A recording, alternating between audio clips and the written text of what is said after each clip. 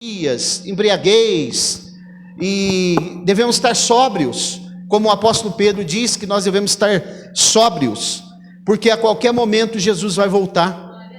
Estamos vendo aí os sinais. Se você está afastado também, como foi falado aqui, do caminho do Senhor, hoje é uma noite oportuna. Se você ainda não tomou uma decisão para servi-lo, hoje é uma noite especial para isso, porque Jesus está voltando. E ao se referir a essa amante, essa amada, esse amor, Jesus se refere à sua noiva fiel, que é a igreja, que ele comprou com o seu sangue e estabeleceu ela para adorar o seu nome e ser fiel a ele aqui na terra. Segunda coisa que eu percebi nesse texto está relacionado com a mudança da estação.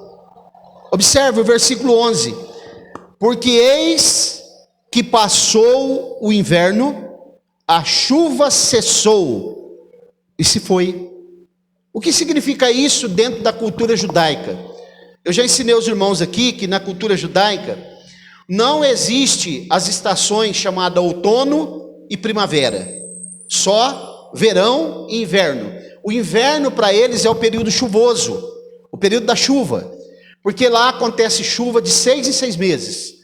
Só 2 vezes no ano. A primeira chuva que acontece lá, eles chamam de chuva temporã. Isso está lá no livro do profeta Joel, no capítulo 2, a partir do versículo 23. Eles chamam de temporã, porque essa chuva vem acompanhada de grandes temporais. São aquelas chuvas que nós chamamos de chuvas de verão aqui, porque essas chuvas começam no mês de outubro lá. O nosso outubro aqui, e elas duram aproximadamente até o final do mês de abril, porque o mês de março e abril lá é junto, é chamado de Aviv, né? Por isso que tem a cidade de Tel Aviv. Tel Aviv significa monte da primavera, ou monte do inverno, relacionado com as chuvas. Então você não vai encontrar a palavra aqui outono ou a palavra primavera, mas o conceito dessas duas estações estão aqui. Porque observem o que ele vai dizer: eis que passou o inverno, cessou a chuva. O tempo de inverno deles passou e se foi. Então o que acontece quando passa o inverno, as chuvas? Acontece um tempo agora de bonança, momento que eles também começam a semear a semente, porque a chuva lá, na chuva, principalmente naquele tempo, no tempo dos tempos bíblicos, não tinha muita possibilidade de locomoção quando chovia, não havia muitas estradas, também não havia calçadas como nós temos hoje, pavimentação, era muito difícil para se locomover na chuva, então eles ficavam inertes, sem possibilidade.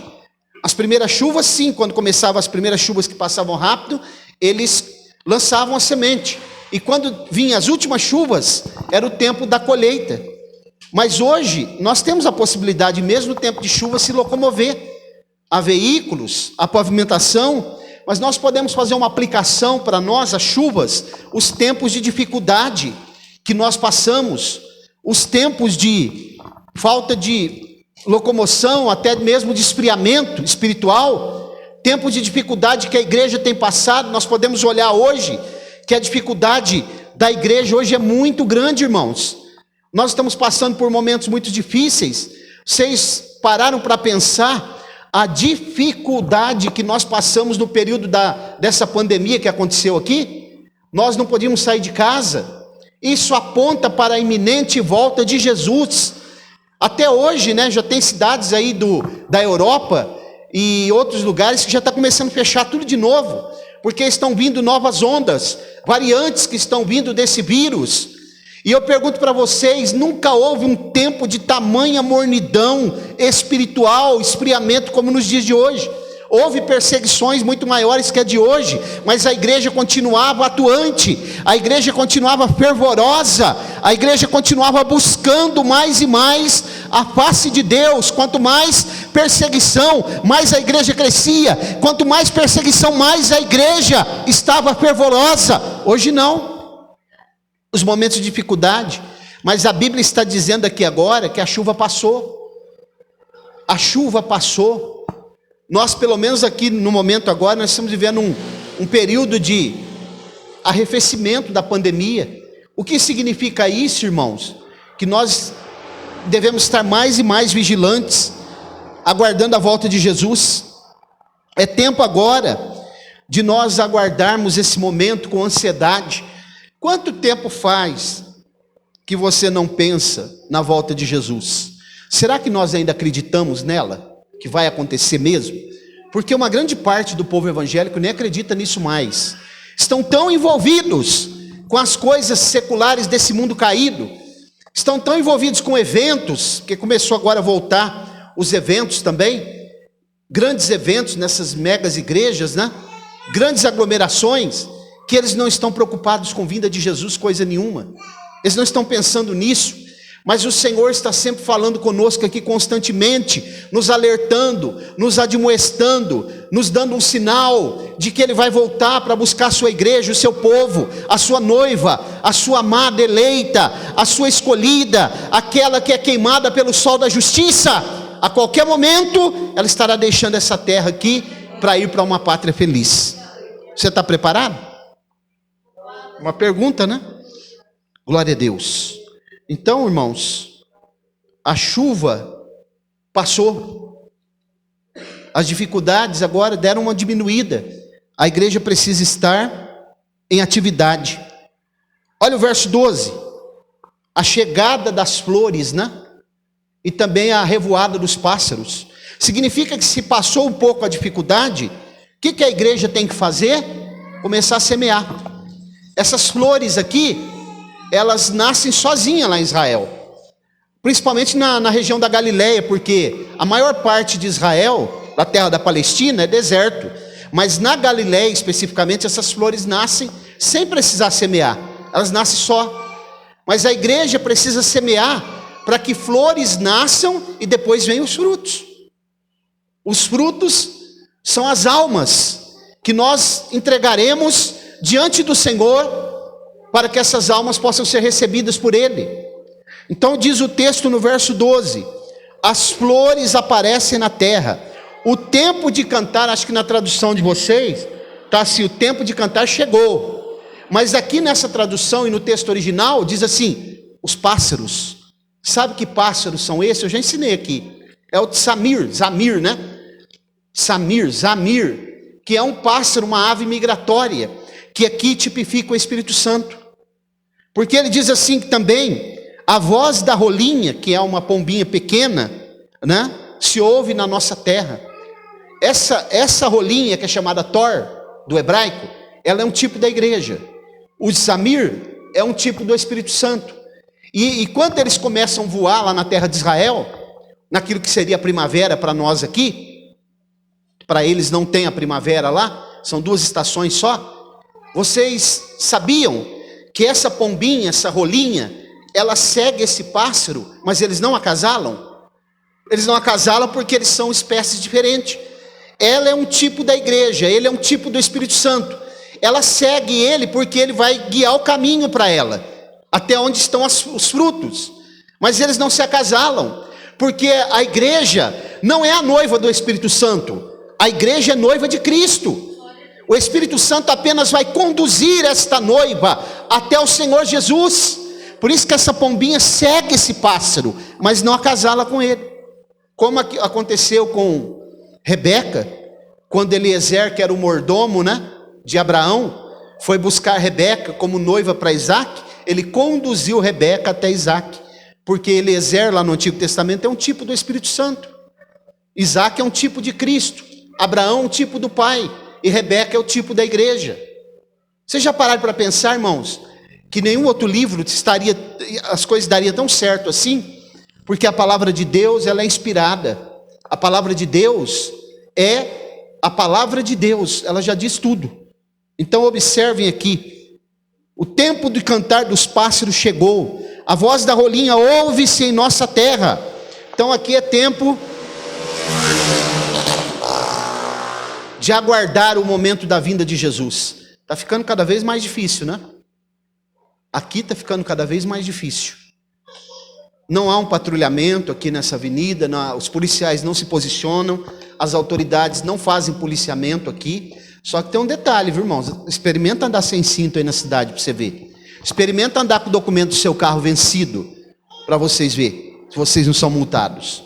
Mas esse tipo de coisa não há coibição. Até porque acho que nem interessa para eles, né, fazer isso. Então aqui, eu estou fazendo só uma reflexão aqui nessa noite. Vamos caminhar mais um pouco. Nós encontramos também no versículo 12, diz assim: a figueira já deu seus figos, e as videiras com suas uvas maduras exalam um bom aroma. Levanta-te, amor meu, formosa minha, e vem. Perceberam que ele repete no final as palavras do verso 10, levanta-te e vem. Glória a Deus. Então a figueira aqui, irmãos, ela é um tipo da nação de Israel. Nós podemos fazer um paralelo com o texto que está em Lucas capítulo 21, quando a Bíblia diz, o próprio Jesus disse, que a figueira floresceria. Olhai para as outras árvores, que são as nações árabes, mas olhai também para a figueira. Lucas capítulo 21, do 28 ao 30, e ele diz que quando a figueira florescesse, próximo estaria o verão. E o texto que nós estamos lendo aqui em Cantares, ele diz que a figueira já deu seus figos, figos verdes. A figueira já floresceu, já deu frutos.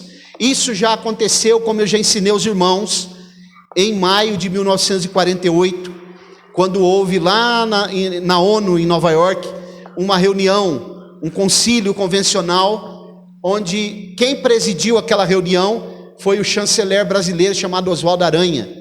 E ele também foi aquele que deu o voto final de Minerva, considerando que Israel fosse considerado Estado, uma nação.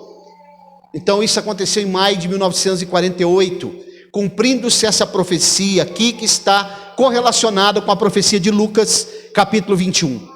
E essas videiras que estão sendo mencionadas no verso 12, está relacionado com a videira verdadeira, que eu também já ensinei de Mateus capítulo 15, João capítulo 15, quando Jesus diz, eu sou a videira verdadeira, porque nós sabemos que lá em Apocalipse 14 tem uma videira falsa, que é o anticristo. Essa videira, nós precisamos estar inseridas, atreladas, enxertadas nela. Nós precisamos estar ligadas nessa videira, porque senão nós não produziremos fruto. E se estivermos ligados, temos que produzir muitos frutos. Porque eu já ensinei aqui, irmãos, que nós produzimos frutos. Jesus disse assim, eu sou a videira verdadeira, dizendo que dele sairia vinho. E vinho é uma bebida viva. A única bebida viva que existe é vinho. Por isso Jesus está dizendo, de mim sai vida. Quem estiver ligado em mim está vivo espiritualmente. Quem não estiver ligado em mim já morreu, está morto. Precisa reviver espiritualmente, porque eu sou a videira verdadeira. Então tudo isso daqui, todo esse texto, nós podemos dizer, está relacionado com a volta de Jesus, com a sua vinda, para buscar a sua igreja. Se você não estiver preparado, meu irmão, eu te aconselho nessa noite, te prepara, porque isso não é uma fantasia, isso vai acontecer. Jesus vai voltar para buscar o seu povo, a sua igreja. E quando eu falo igreja, eu não estou me referindo a frequentadores de igreja, estou me referindo a pessoas que estão lavados, remidos no sangue de Jesus, que purificaram as suas vestes, que abandonaram esse mundo aí fora, que não estão negociando aquilo que a palavra de Deus ensina, estão preparados para a volta de Jesus, estão aguardando esse grande evento com ansiedade, com expectativa, e estão dizendo no seu coração e no âmago da sua alma, Maranata, ora vem Senhor Jesus. Você está preparado para esse grande momento? Você anela no teu coração com expectativa? Você tem falado disso para as outras pessoas? Você tem dito que isso é muito próximo, é algo que vai acontecer a qualquer momento? Nós estamos aguardando esse grande momento. a volta de Jesus. Essa é uma das mensagens que sumiram dos púlpitos. Ninguém quase mais fala nisso, né? As mensagens, existe já uma série de mensagens esquecidas.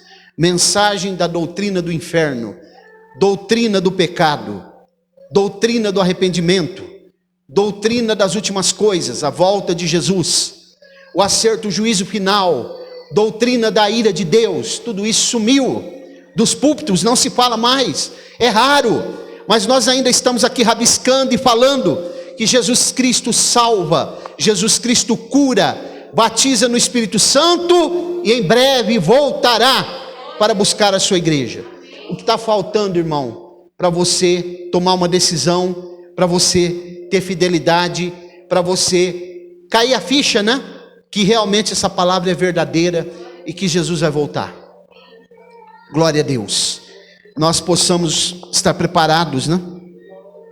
Jesus está voltando para arrebatar a sua igreja, e que nós estejamos vigilantes, sem cochilar, porque a qualquer momento ele vai voltar. E quem estiver no engano, na mentira, quem estiver vivendo uma vida dúbia, cocheando em dois pensamentos, não vai alcançar esse grande momento, vai ficar aqui para a chamada grande tribulação.